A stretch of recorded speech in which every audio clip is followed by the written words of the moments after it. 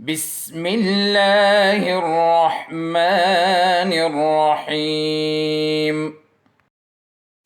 अस्सलाम वालेकुम dear students, आज हम पढ़ने जा रहे हैं फोटोसिंथेसिस को। पिछले चैप्टर में हमने बायोएनर्जेटिक्स का चैप्टर स्टार्ट किया था और वहाँ पे हमने बायोएनर्जेटिक्स का इंट्रोडक्शन भी किया था साथ में। तो बायोएनर्जेटिक्स के इंट्रोडक्शन में मैंने आपको ये बताया था कि प्लांट्स सनलाइट को कैप्चर करते हैं और फोटोसिंथेसिस की मदद से उसको फिर कन्वर्ट कर लेते हैं केमिकल एनर्जी में। तो उसी टॉपिक पे आज हम बात करेंगे कि किस तरीके से प्लांट्स उसको कैप्चर कर लेते हैं और फिर किस तरीके से उसको कन्वर्ट कर लेते हैं। और हम ये जानेंगे इस लेक्चर में कि प्लांट्स बेसिकली ऐसा किस तरह कर सकता है। तो आज हम पढ़ेंगे फोटोसिंथेसिस को। फोटोसिंथेसिस बेसिकली दो ग्रीक वर्ड्स का कम्बिनेशन से बना है। पहला है फोटो, जिसका मतलब है लाइट, और सिंथेसिस का मतलब है मैन्युफैक्चर। मैन्युफैक्चर मतलब तैयार करना। तो इसका मतलब यह है कि लाइट की मदद से खुराक को तैयार किया जाता है। जितने भी प्लांट्स इस दुनिया के अंदर मौजूद है वो सारे के सारे प्लांट्स सनलाइट को इस्तेमाल करके अपने लिए खुराक को तैयार कर सकते हैं। तो इस प्रोसेस को हम फोटोसिंथेसिस कहते हैं। फोटोसिंथेसिस में क्या होता है? फोटोसिंथेसिस में कार्बन डाइऑक्साइड को कैप्चर किया जाता है एटमॉस्फेयर से। हमारे एटमॉस्फेयर में कार्बन डाइऑक्साइड बहुत ज़्यादा मिकदार में मौजूद है। तो उस कार्बन डाइऑक्साइड को प्लांट्स अपने लिए कैप्चर कर लेते हैं स्टोमेटा के जरिए। स्टोमेटा क्या होता है? स्टोमेटा बेसिकली एक सुराख होते हैं जो कि लीफ के सरफेस के ऊपर मौजूद होते हैं। पत्ते होते हैं ना, पत्तों के सरफेस के ऊपर छोटे छोटे सुराख होते हैं जो कि हमें अपनी आंखों से तो नजर नहीं आते, लेकिन माइक्रोस्कोप के जरिए उसको हम देख सकते हैं। तो उसी स्टोमेटा के जरिए प्लांट्स कार्बन डाइऑक्साइड को एटमॉस्फेयर से कैप्चर कर लेते हैं, उसको अपने लिए हासिल कर लेते हैं और फिर वाटर को भी हासिल करते हैं। लेकिन वाटर को हासिल करते हैं अर्थ जमीन से, रूट हेयर के जरिए। रूट्स के जरिए जमीन से एब्जॉर्ब किया जाता है पानी को और फिर सनलाइट को लेते हैं। जाहिर सी बात है दिन के वक्त में रोशनी हासिल करते हैं तो वही सनलाइट हो गया। और ये पूरा प्रोसेस होता है क्लोरोप्लास्ट के अंदर। क्लोरोप्लास्ट क्या होता है? क्लोरोप्लास्ट एक ऑर्गेनेल है जो कि प्लांट के सेल्स के अंदर मौजूद होता है। तो उसके अंदर ये वाला प्रोसेस हो जाता है। ये क्लोरोप्लास्ट हर एक ऑर्गेनिज्म के अंदर नहीं पाया जाता। ये क्लोरोप्लास्ट सिर्फ और सिर्फ पाया जाता है उन ऑर्गेनिज्म के अंदर जिसके अंदर फोटोसिंथेसिस हो सकता है। तो जिन ऑर्गेनिजम्स के अंदर फोटोसिंथेसिस हो सकता है उसके अंदर क्लोरोप्लास्ट पाया जाता है, लेकिन जिन ऑर्गेनिजम्स के अंदर फोटोसिंथेसिस नहीं हो सकता तो उसके अंदर फिर ये एब्सेंट होता है। तो कार्बन डाइऑक्साइड को कैप्चर किया जाता है एटमॉस्फेयर से स्टोमेटा के जरिए।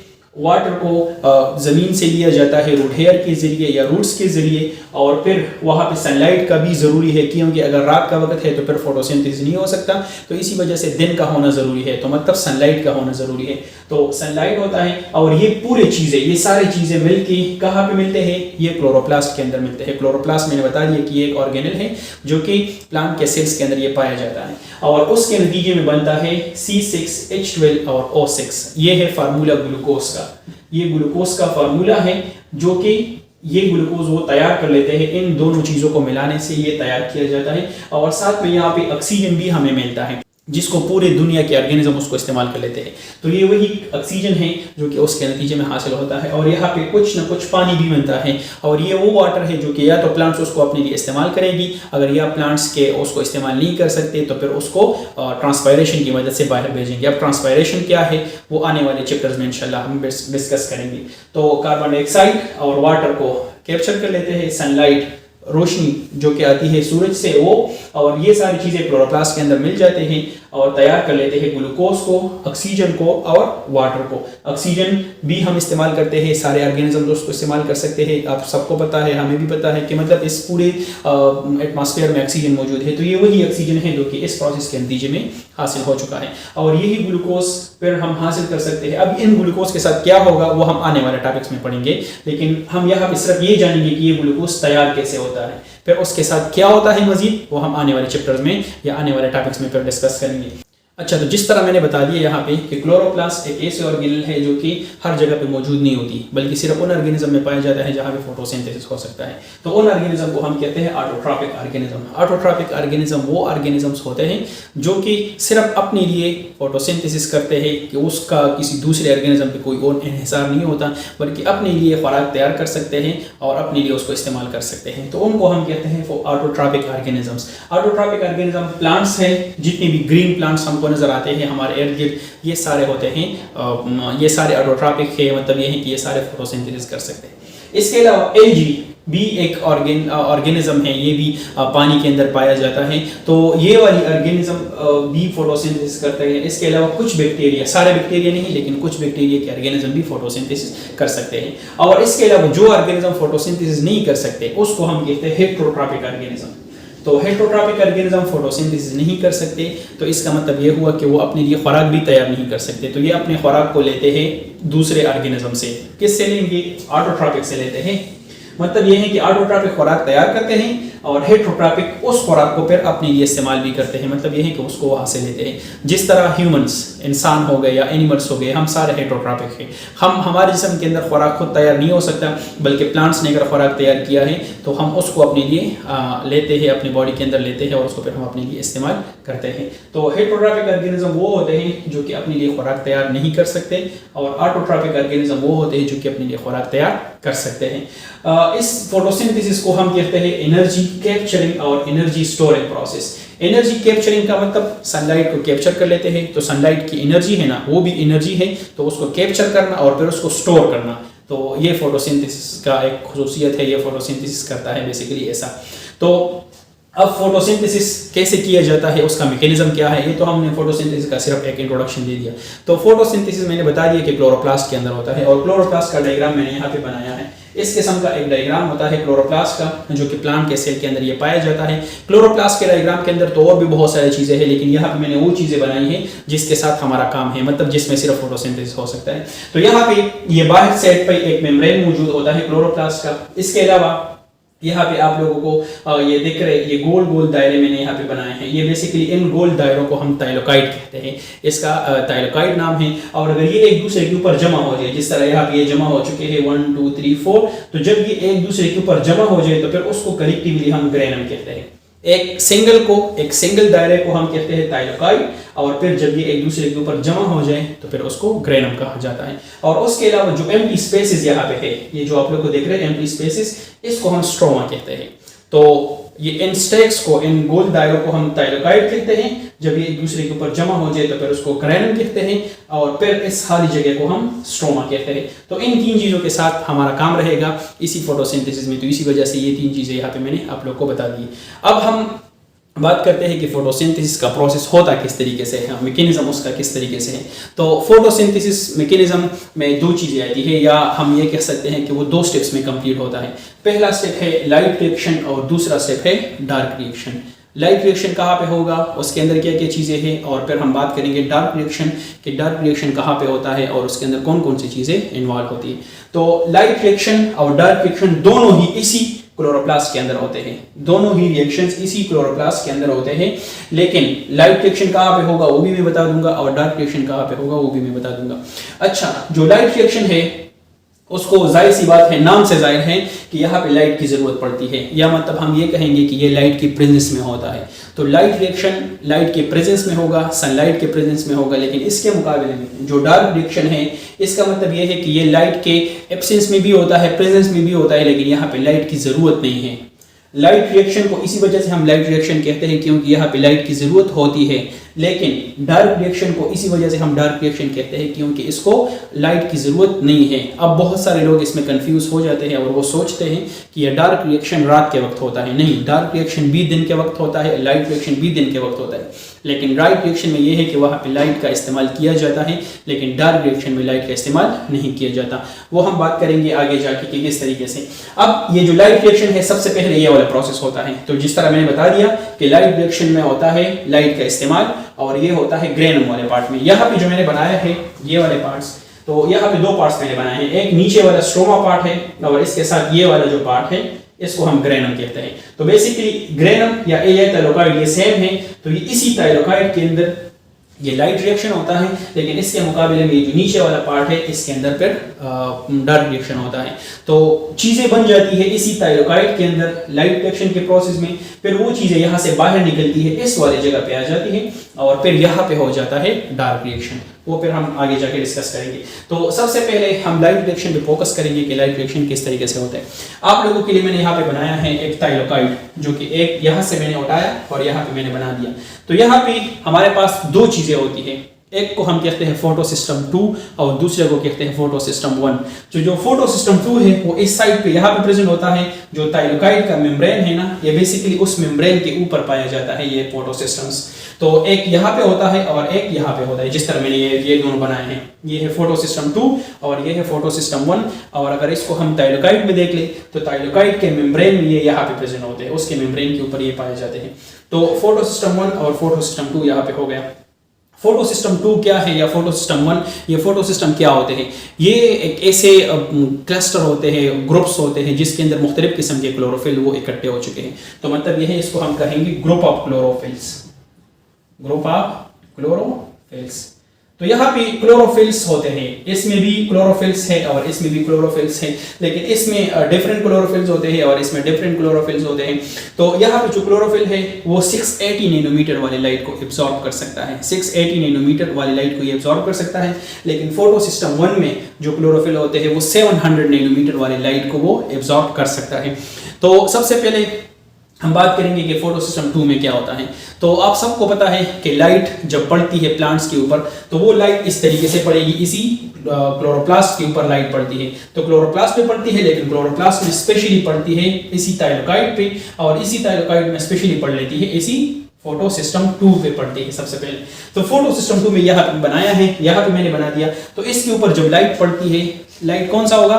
सनलाइट। सनलाइट जब उसके ऊपर पड़ती है तो उसके बाद फिर क्या होता है कि वो यहाँ से, उस लाइट के पास एनर्जी होती है। हम सबको पता है कि लाइट जब किसी चीज़ पे गिरती है तो उस लाइट के पास एनर्जी होती है। तो उस लाइट के पास इतनी एनर्जी होती है कि वो यहाँ से 2 इलेक्ट्रॉन्स को निकाल दे। यहाँ पे मैंने 2 इलेक्ट्रॉन्स बनाए हैं, 2 इलेक्ट्रॉन्स यहाँ से वो निकाल देते हैं। मतलब जब वो किसी चीज़ को हिट कर देती है तो उस इलेक्ट्रॉन्स के पास एनर्जी आ जाएगी, वो उसको वहाँ से निकाल दे देती है। तो वो इलेक्ट्रॉन्स जो वहाँ से निकल चुका है अब उसके पास एनर्जी आ चुकी है। इसका मिसाल इस तरह है कि मिसाल के तौर पे मेरे हाथ में ये मार्कर है और यहाँ से मैं इसको इस तरीके से कर दूं, इसमें इसको धक्का दे दूं या इस कुछ भी कर दूं, लेकिन ये अपनी जगह से हिल जाएगा, ये अपनी जगह से चला जाएगा। लेकिन ये जब तक हवा में रहेगा इसके पास एनर्जी रहेगी, इसके पास एनर्जी रहेगी। ये मार्कर फिर कोशिश करेगा कि अपने एनर्जी को लॉस कर दे और ज़मीन पे गिर जाए और वहाँ पे स्टेबल कंडीशन में आ जाए। बिल्कुल इसी तरीके से ये इलेक्ट्रॉन्स भी करते हैं कि जब इसके ऊपर एनर्जी पड़ती है, सनलाइट पड़ती है इसके ऊपर, तो वहाँ से 2 इलेक्ट्रॉन्स को वो निकाल देते हैं। तो जब वो 2 इलेक्ट्रॉन्स वहाँ से निकल जाते हैं, वो इलेक्ट्रॉन्स हम कहते हैं कि वो इलेक्ट्रॉन्स एक्साइटेड स्टेट में आ गए। इसको फिर हम कहते हैं एक्साइटेड स्टेट। अब एक्साइटेड स्टेट का मतलब यह है कि इसके पास एनर्जी मौजूद है, इसके पास एनर्जी मौजूद है और ये 2 इलेक्ट्रॉन्स कोशिश करेंगे कि अपने एनर्जी को किसी न किसी तरीके से निकाल दे और खुद स्टेबल पोजीशन में आ जाए। तो उसको करने के लिए फिर क्या क्या करना पड़ता है? तो जो लाइट इसके ऊपर पड़ती है, यहाँ से 2 इलेक्ट्रॉन्स, इस फोटो सिस्टम 2 से 2 इलेक्ट्रॉन्स निकाल देते हैं और वो 2 इलेक्ट्रॉन्स चले जाते हैं यहाँ पे इलेक्ट्रॉन एक्सेप्टर। इलेक्ट्रॉन एक्सेप्टर उसको एक्सेप्ट कर लेते हैं। इलेक्ट्रॉन को एक्सेप्ट करने वाला एक वहाँ पे कुछ सब्सटेंस होते हैं जो कि एक्सेप्ट कर लेते हैं। मैंने यहाँ पे उन चीज़ों के नाम नहीं लिखे कि इलेक्ट्रॉन एक्सेप्टर और इलेक्ट्रॉन कैरियर, उसके नेम्स नहीं लिखे क्योंकि वो आपके बुक में नहीं है, तो इसी वजह से मैं इतने डिटेल में नहीं जाना चाहता। बस सिंपल सी बातें मैं आपको बता देता हूँ कि यहाँ से 2 इलेक्ट्रॉन्स निकल गए, वो 2 इलेक्ट्रॉन्स इलेक्ट्रॉन एक्सेप्टर उसको एक्सेप्ट कर लेते हैं और वो इलेक्ट्रॉन एक्सेप्टर जब उसको एक्सेप्ट कर लेंगे तो फिर वो हवाला कर देता है उसको इलेक्ट्रॉन कैरियर। तो मतलब ये है कि यहाँ पे कुछ इलेक्ट्रॉन कैरियर्स होते हैं। तो एक इलेक्ट्रॉन कैरियर एक इलेक्ट्रॉन को दूसरे को देता है, दूसरा तीसरे को देता है, तीसरा चौथे को देता है। इसी तरीके से इलेक्ट्रॉन्स कैरियर उस इलेक्ट्रॉन्स को कैरी कर लेते हैं एक जगह से दूसरी जगह, और जो इलेक्ट्रॉन के पास एनर्जी आ चुकी थी यहाँ पे, वो एनर्जी वो रास्ते में लॉस कर देता है। तो जो एनर्जी यहाँ पे वो लॉस कर देता है, उस एनर्जी की मदद से यहाँ पे बनता है एटीपी। जो एनर्जी यहाँ से लॉस किया जाता है उस एनर्जी की मदद से एटीपी बनता है, लेकिन ये एटीपी बनता है एडीपी से और प्लस इनऑर्गेनिक फॉस्फेट। तो मतलब ये है कि जो एनर्जी लॉस की गई है ना, वो एनर्जी एडीपी और इनऑर्गेनिक फॉस्फेट उन दोनों को मिला देती है और उसको कन्वर्ट कर देती है एटीपी में। तो इसी तरीके से एटीपी यहाँ पे बन जाता है। और वो इलेक्ट्रॉन्स जो उसके पास अपनी एनर्जी है, उसने तो चूंकि अपनी एनर्जी लॉस कर दी, इसी वजह से वो इलेक्ट्रॉन्स अब आ चुका है फोटो सिस्टम 1 के पास। वो इलेक्ट्रॉन इसी फोटो सिस्टम 1 के पास वो आ चुका है। दोबारा सुन लें जब इलेक्ट्रॉन्स यहाँ पे रोशनी पड़ती है, यहाँ पे लाइट पड़ती है, तो यहाँ से 2 इलेक्ट्रॉन्स को निकाल देते हैं। वो 2 इलेक्ट्रॉन्स इलेक्ट्रॉन एक्सेप्टर उसको गेन कर लेते हैं, उसको हासिल कर लेते हैं, और उसके बाद फिर वही इलेक्ट्रॉन एक्सेप्टर के बाद फिर वो क्या होता है, इलेक्ट्रॉन एक्सेप्टर के बाद फिर वो इलेक्ट्रॉन कैरियर के जरिए एक इलेक्ट्रॉन कैरियर से फिर दूसरे में फिर तीसरे में पहुंच जाता है, और एट द एंड वो फोटो सिस्टम 1 में आ जाता है। और रास्ते में वो क्या करता है, उसके पास एनर्जी था ना, वही एनर्जी वो रास्ते में लॉस कर देता है, और उसी एनर्जी की मदद से एडीपी और इनऑर्गेनिक फास्फेट मिल जाते हैं और उसको कन्वर्ट कर लेते हैं एटीपी में। अब यहाँ पे देख ले, यहाँ पे जो लाइट पड़ी थी उस लाइट की मदद से 2 इलेक्ट्रॉन्स तो निकले थे, तो इसका मतलब ये हुआ कि यहाँ पे 2 इलेक्ट्रॉन्स की कमी आती है। अब उन 2 इलेक्ट्रॉन्स की कमी को पूरा करने के लिए जो प्लांट्स ने एब्जॉर्ब किया था वाटर को, यहाँ पे हमने रिएक्शन में लिखा है, वही वाटर ब्रेक होता है, वो भी लाइट की मदद से वो ब्रेक होगा। जब वाटर लाइट की मदद से ब्रेक होता है तो उस प्रोसेस को हम कहते हैं फोटोलाइसिस। तो फोटोलाइसिस की मदद से वो वाटर के मॉलिक्यूल ब्रेक हो जाएंगे, और जब वो ब्रेक हो जाते हैं तो वो 2 इलेक्ट्रॉन्स, जो यहाँ पे इलेक्ट्रॉन्स की कमी आ चुकी है ना, तो वो 2 इलेक्ट्रॉन्स उसको हवाला कर देते हैं, तो यहाँ पे वो जगह वापस भर जाता है, और साथ में जो ऑक्सीजन उस प्रोसेस के नतीजे में ऑक्सीजन बनता है, वो ऑक्सीजन बाहर निकलता है। मैंने आपको बताया था कि यहाँ पे ऑक्सीजन वो निकलता है बाहर, तो ये वही ऑक्सीजन है जो कि यहाँ से निकलता है, और जो हाइड्रोजन इधर आ चुका है, इससे वो हाइड्रोजन आयंस बन चुके हैं। अब इसके साथ क्या होगा वो मैं आपको आगे बता देता हूँ। तो यहाँ पे जो इलेक्ट्रॉन्स की कमी आ चुका था, वो इलेक्ट्रॉन्स वाटर ने उसको प्रोवाइड कर दिए, तो यहाँ पे वो जगह भर चुका है दोबारा। अब 2 इलेक्ट्रॉन्स तो यहाँ पे आ चुके थे, लेकिन यहाँ से भी 2 इलेक्ट्रॉन्स निकलते हैं। जिस तरीके से मैंने बता दिया कि फोटो सिस्टम 2 पे लाइट पड़ती है, बिल्कुल सेम टू सेम उसी तरीके से फोटो सिस्टम 1 पे भी लाइट पड़ती है, उसी दौरान, मतलब सिमल्टेनियसली ये दोनों पे लाइट पड़ती है। तो यहाँ से भी इलेक्ट्रॉन निकाल देते हैं, तो इस इलेक्ट्रॉन जो यहाँ से इलेक्ट्रॉन निकल गए उसको पूरा करने के लिए वाटर आ गया, उसने अपने 2 इलेक्ट्रॉन दे दिए। लेकिन जो यहाँ से इलेक्ट्रॉन्स निकलते हैं, वो जो यहाँ से इलेक्ट्रॉन निकला था उसने उसकी कमी पूरी कर दी।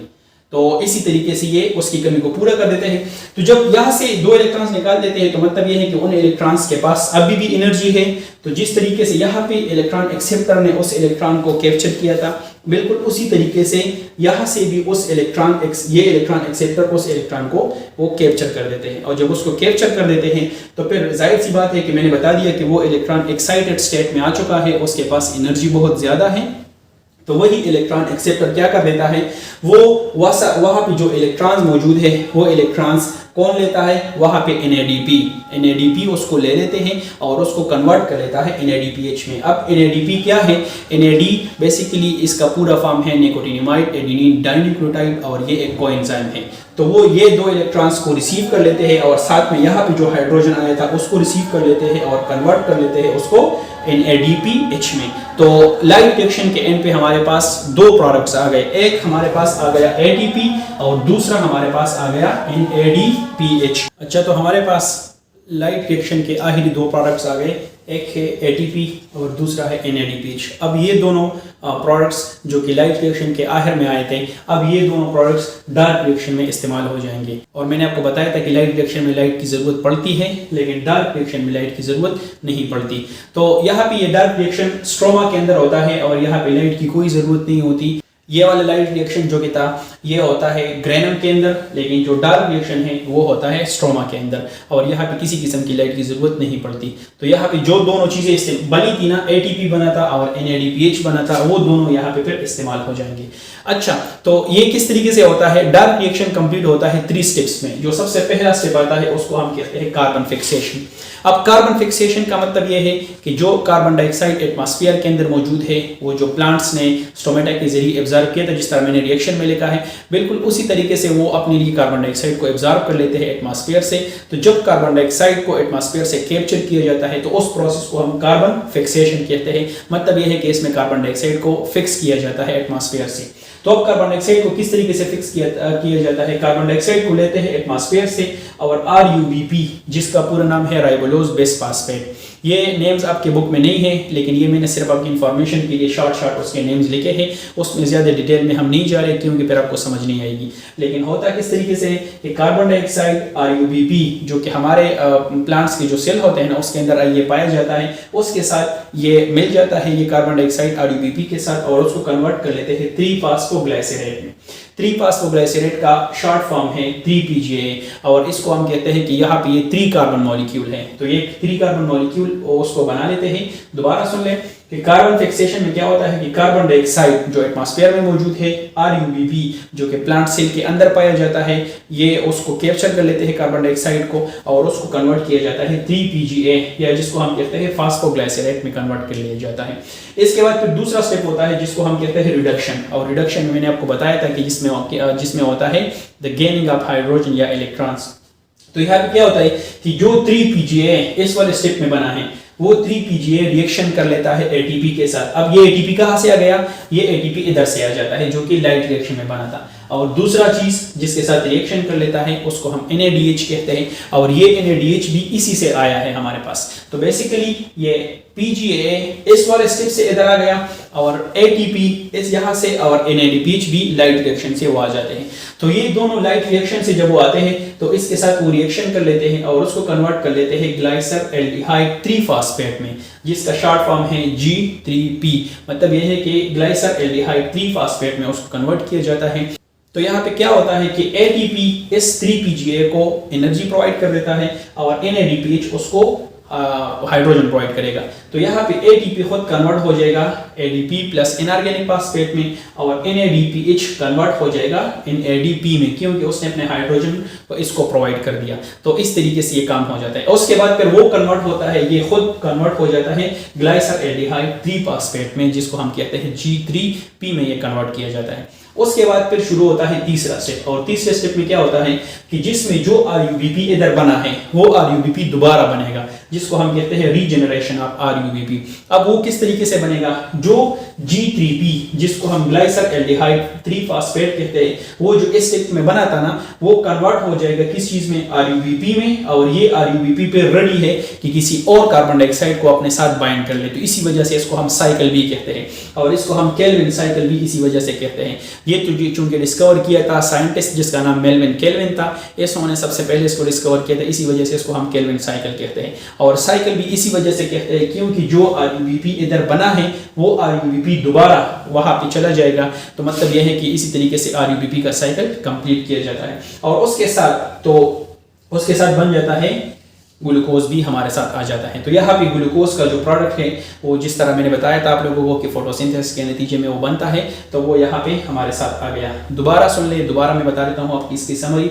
डार्क रिएक्शन को हम केल्विन साइकिल भी कहते हैं। केल्विन साइकिल इसी वजह से कहते हैं क्योंकि इसको डिस्कवर किया था सबसे पहले मेल्विन केल्विन ने, इसी वजह से इसको हम केल्विन साइकिल कहते हैं। यहाँ पे किसी किस्म की लाइट की ज़रूरत नहीं पड़ती और न लाइट का इस्तेमाल किया जाता है। और ये वाला होता है स्ट्रोमा में, जो स्ट्रोमा है ना क्लोरोप्लास्ट का जो पार्ट है उसके अंदर ये होता है।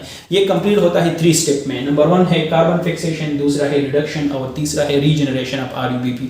कार्बन फिक्सेशन मैंने बता दिया कि कार्बन फिक्सेशन एक ऐसा प्रोसेस है जिसमें कार्बन डाइऑक्साइड को एटमॉस्फेयर से कैप्चर किया जाता है। तो RUBP जो सेल के पास ऑलरेडी मौजूद है वो कार्बन डाइऑक्साइड को कैप्चर करेंगे एटमॉस्फेयर से और उसको कन्वर्ट करेंगे PGA में, PGA या 3PGA में उसको कन्वर्ट कर लेते हैं जिसको हम कहते हैं 3-फॉस्फोग्लाइसरेट में कन्वर्ट किया जाता है। उसके बाद जो 3-फॉस्फोग्लाइसरेट इधर बन चुका है वो रिडक्शन प्रोसेस के नतीजे में कन्वर्ट होगा G3P में कन्वर्ट होगा। किस तरीके से?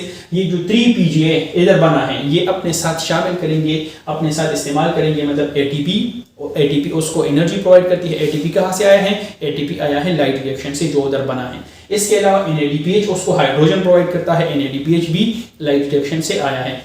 तो ATP एनर्जी प्रोवाइड करता है, NADPH हाइड्रोजन प्रोवाइड कर लेता है। उसके नतीजे में ये 3PGA ये 3-फॉस्फोग्लाइसरेट खुद कन्वर्ट हो जाएगा ग्लाइसर एल्डिहाइड 3-फॉस्फेट में और ATP कन्वर्ट हो जाएगा ADP प्लस इनऑर्गेनिक फॉस्फेट में और NADPH कन्वर्ट हो जाएगा NADP में। अब ये दोनों जो इधर बन चुके हैं मतलब ADP और इनऑर्गेनिक फॉस्फेट और NADPH ये वापस चले जाएंगे लाइट रिएक्शन में, वापस लाइट रिएक्शन में चले जाएंगे और वहाँ जो ADP और इनऑर्गेनिक फॉस्फेट है उससे वापस ATP बनेगा और जो NADP है वो अपने साथ किसी और हाइड्रोजन को शामिल करके वापस ये बना देता है।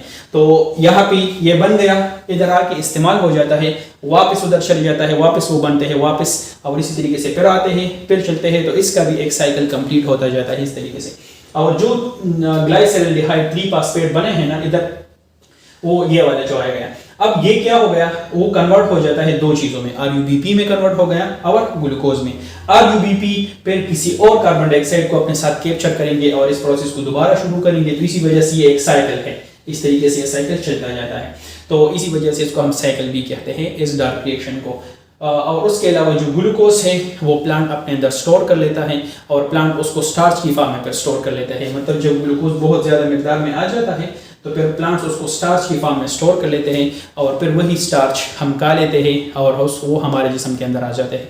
तो मतलब ये है कि जितनी भी प्लांट्स हम खाते हैं उसके अंदर ग्लूकोज या स्टार्च ये चीज़ें लाजमी उसके अंदर होगी और फिर प्लांट्स उसको खुद भी इस्तेमाल करते हैं और ये हमारे बॉडी के अंदर भी आ जाते हैं। लेकिन जब ये हमारे बॉडी के अंदर आएंगे तो उसके साथ फिर क्या होगा वो हम फिर इंशाल्लाह अगले लेक्चर में डिस्कस करेंगे। और या प्लांट्स उसके साथ खुद क्या करते हैं, तो मतलब जब हमारे बॉडी के अंदर आ जाएंगे तो फिर वहाँ पे उसके साथ रिस्पायरेशन होता है और उसी रिस्पायरेशन के नतीजे में इसी ग्लूकोज से एनर्जी बन जाती है।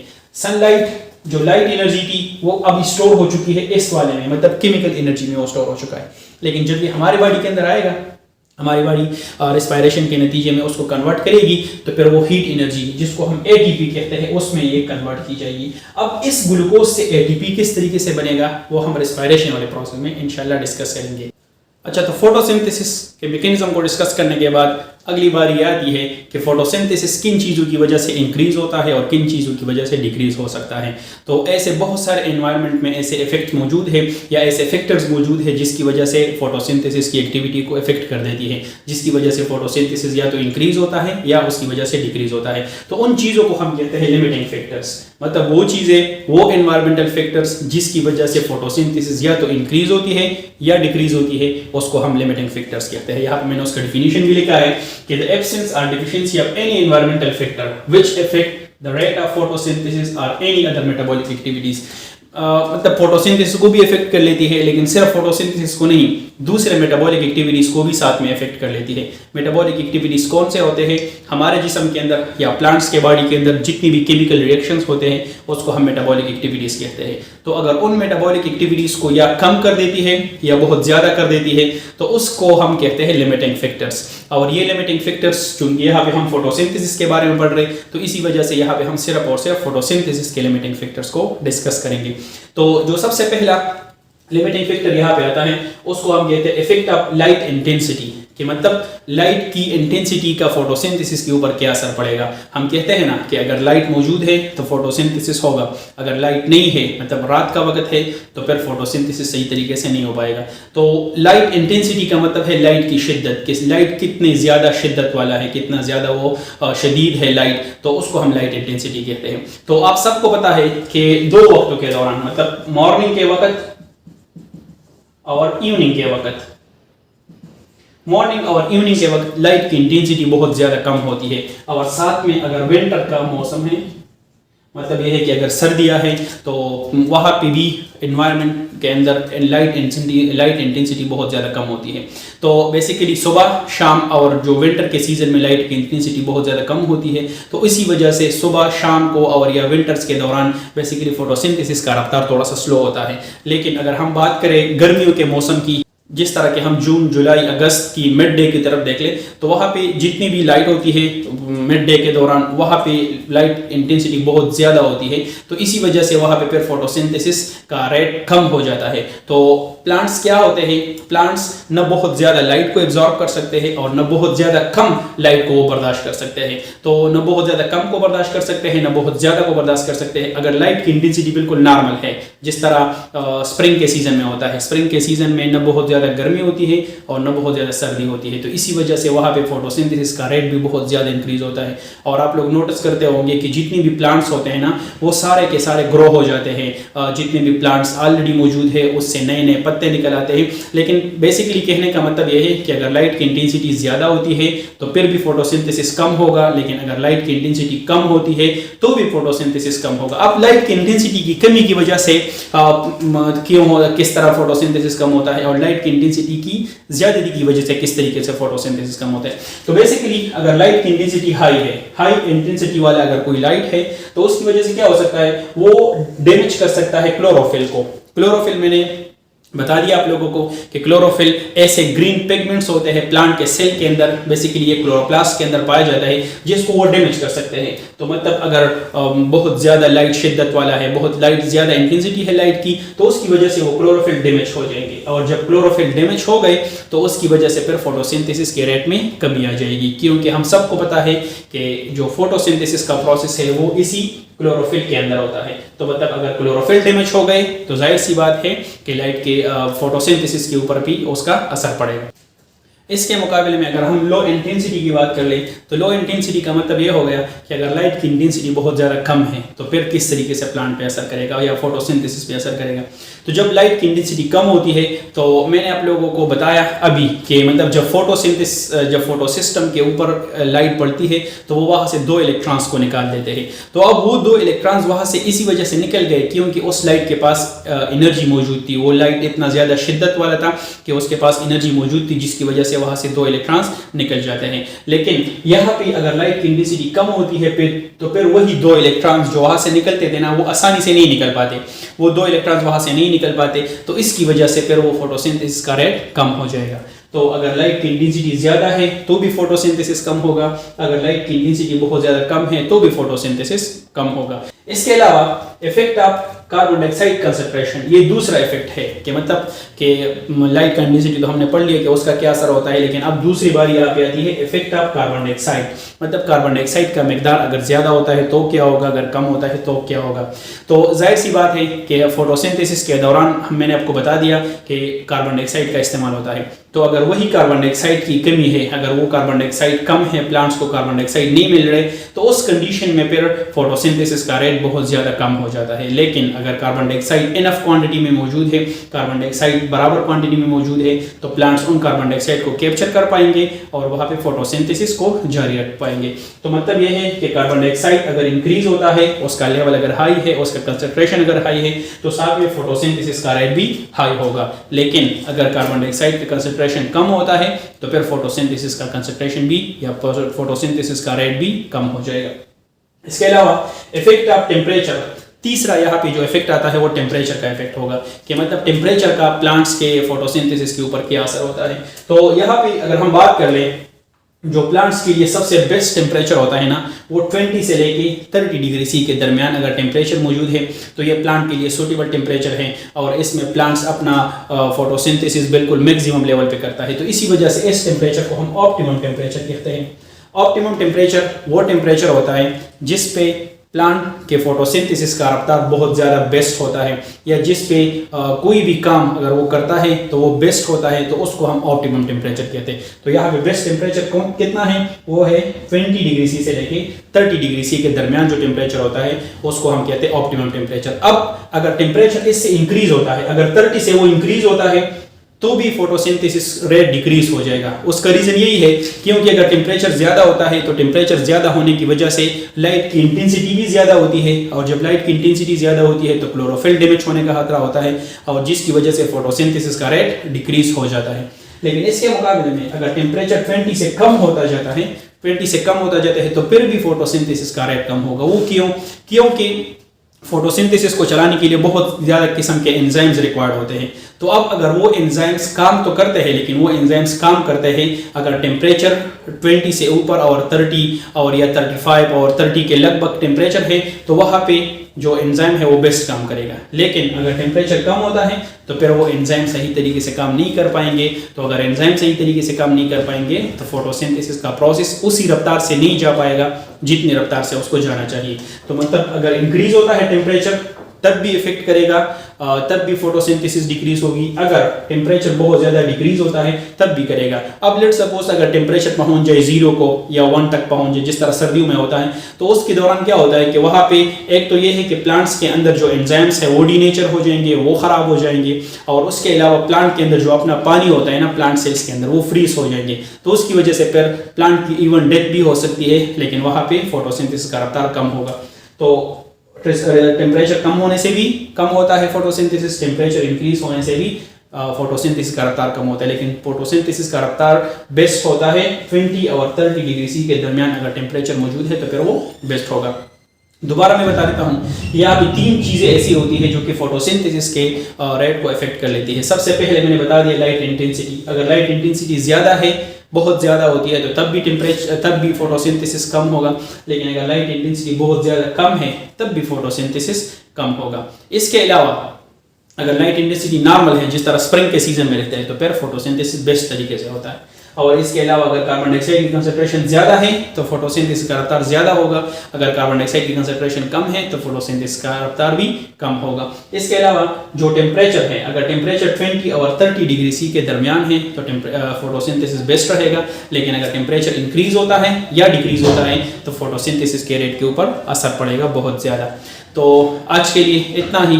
इंशाल्लाह फिर अगले लेक्चर में हम रेस्पिरेशन को डिस्कस करेंगे। तब तक के लिए अल्लाह हाफिज़। اللهم انفعنا بما علمتنا وعلمنا ما ينفعنا وزدنا علما.